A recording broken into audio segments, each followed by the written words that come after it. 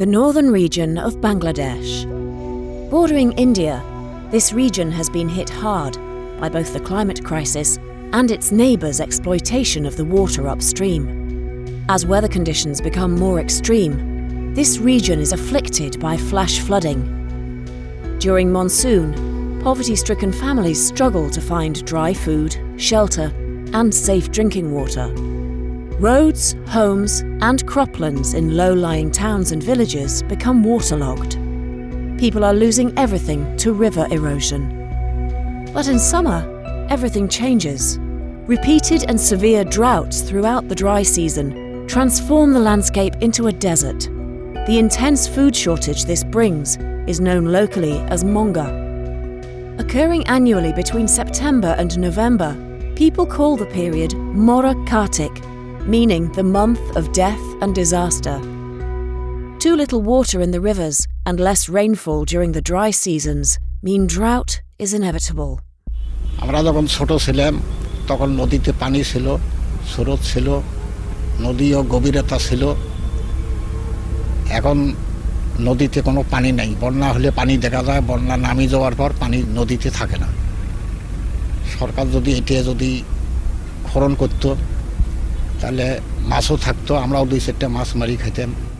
All the major rivers in the region run through neighbouring India, making Bangladesh heavily dependent on India for the availability of water resources. These rivers are the lifeline for agriculture, industry, as well as for domestic water in people's homes. ভর্তি নদী আসিল, এখন তো মনে হয় ওই ডালিয়ে bridge হওয়ার থেকে পানি অটোমেটিক কমে নেয়, ওরা কভার দিয়ে পানি আটক করে দেয়। এই বন্যার সময় চরের মধ্যে খুব হাহাকার শুরু হয়ে যায়, বন্যার সময় খুব পানি হয়ে যায়, আমার এদিকে কোনো ইলিপ মিলিপ কিচ্ছু আসে না। আমরা পানির মধ্যে থই থই করে পানির মধ্যে আমরা না খেয়ে কত লোক, কিন্তু সরকার কোনোদিন আমার এইদিকে চোখ দেয়ও না। Dams built upstream and extreme weather events have had a huge impact on the elderly and children. People lose their crops, homes and livestock and are forced to live under the open sky.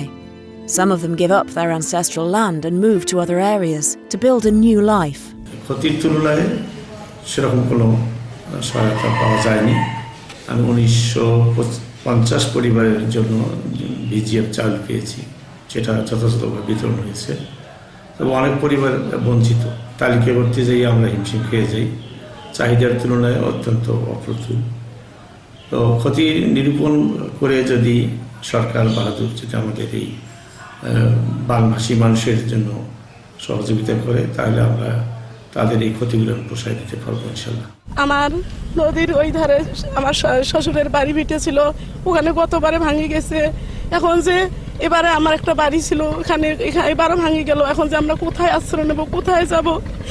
এমন একটা সুন্দর পোলাপান মানুষ করতেছি, আল্লাহ মানুষ করবার লাগছে, হাফিজি দিচ্ছি, সে বাচ্চাটা আমার পড়ালেখা করার তৌফিক নাই। আমাদের কিচ্ছু নেই, আমাদের বাঁচার মতো আর কিচ্ছু নেই। আমরা একদম নিঃস্ব হয়ে গেছি। আমি নয়, আমার মতো হাজার হাজার মানুষ। এই দেখেন সব বাড়ি ঘর শেষ।